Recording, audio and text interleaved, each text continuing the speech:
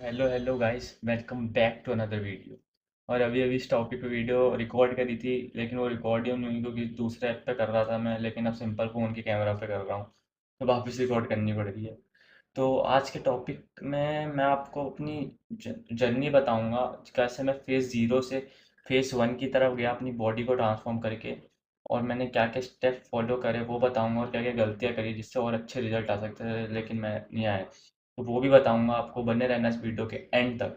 और सबसे पहले बात करते हैं, मैं कुछ ऐसा दिखता था और अब मैं कुछ ऐसा दिखता हूँ। तो मैंने इधर से इधर जाने में क्या क्या चीज़ें करी ताकि मैं आज ऐसा दिख रहा हूँ, तो मैं वो आपको बताऊंगा।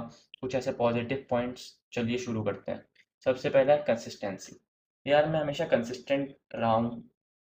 जब से मैं अपने 2025 की शुरुआत के मिड में मैं कंसिस्टेंट रहने की कोशिश करता हूँ हमेशा जिम में, क्योंकि कंसिस्टेंसी बहुत ज़रूरी है भाई। रोज़ जिम जाना पड़ेगा आपको, रोज़ एक अच्छी डाइट फॉलो करनी पड़ेगी, तब जाके कुछ हो पाएगा आपकी बॉडी को कंसिस्टेंट। मैं रोज़ जिम जाता हूँ, तो ये कंसिस्टेंसी ने बहुत बड़ा रोल निभाया है मेरे उसमें। तो या आपको कंसिस्टेंट रहना है जिम की तरफ। और दूसरा होगा डाइट। डाइट में मैंने क्या करा, मेरे को वैसे खाना तो था दोनों कैलोरीज और प्रोटीन अपने मेंटेनेंस के हिसाब से, लेकिन मैंने कैलोरी सरप्लस में तो नहीं खाया, लेकिन प्रोटीन मैंने अपने बॉडी वेट के हिसाब से खाया। लगभग 50 ग्राम प्रोटीन मैं रोज का खाता था। तो या प्रोटीन ने मेरी बहुत हेल्प करी है यार। प्रोटीन आपको अपनी डाइट में इंक्लूड करना ही पड़ेगा अगर आपको अच्छी मसल चाहिए और उसकी रिकवरी चाहिए। प्रोटीन के बिना तो नहीं हो पाएगा देखो। तो प्रोटीन मैंने हाई रखा अपने बॉडी वेट के, जितना प्रोटीन खाया वो पर gram of body weight. High protein, भले ही मैं कैलोरीज कम खाता था लेकिन प्रोटीन जरूर खाता था, तो इससे मेरी, भले ही मेरा वेट और मास तो नहीं बढ़ पाया लेकिन मेरी मसल ऐड ऑन हो गई। तो या प्रोटीन ने बहुत हेल्प करी है मेरी इस जर्नी में। तीसरा होगा I take my supplement regularly.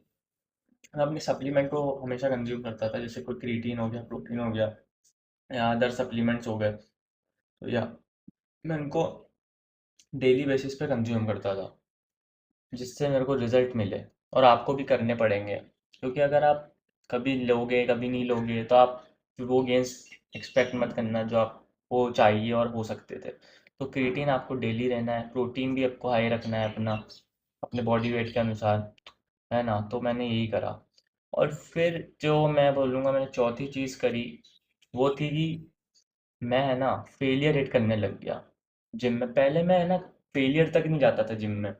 पहले मैं 100% नहीं देता था अपने जिम में, बस मैं करके आ जाता था कुछ भी। लेकिन फिर मेरे को पता चला फेलियर की इंपॉर्टेंट कितनी होती है। हर मैंने एक्सरसाइज में, हर सेट में फेलियर लेने की कोशिश करी, और वहाँ तक पहुँचा भी, जिससे मेरे को बहुत अच्छा रिजल्ट मिला और अच्छी ग्रोथ हुई मेरी मसल की। और फिर मैं ड्रॉप सेट भी इंक्लूड कर दिया इसके अंदर। मैं कम से कम 1 से 2 एक्सरसाइज में हर दिन ड्रॉप सेट करता था, ताकि मैं अपने पीक तक पहुँच पाऊँ। और हाँ, और वो हुआ भी और अच्छे रिजल्ट मिले उससे, है ना। और वेट का मैं पहले तो, जैसे अब उठाने लगा हूँ हैवी वेट, पहले तो मैं मीडियम वेट ही उठाता था जिससे मेरे 15 से 20 रख निकल जाए आसानी से, हर अच्छे फॉर्म में, हर एक्सरसाइज में। तो इतना वेट लेता था, वेट तो अब उठाने लगा हूँ मैं। तो ये लोग कहते हैं कि तो हैवी वेट करते हो, ये करते हो, तो इससे कुछ फ़र्क नहीं पड़ता। मीडियम वेट से भी आपका बन सकती है एक अच्छी बॉडी, स्टेटी बॉडी। और फिर होगा कि फिक्स कर दी थी मैंने अपनी एक्सरसाइज, यानी कि अपना वर्किंग स्प्लिट्स। जो मुझे एक वर्किंग स्प्लिट बना लिया था। पहले क्या मैं करता था, मेरा कोई वर्किंग स्प्लिट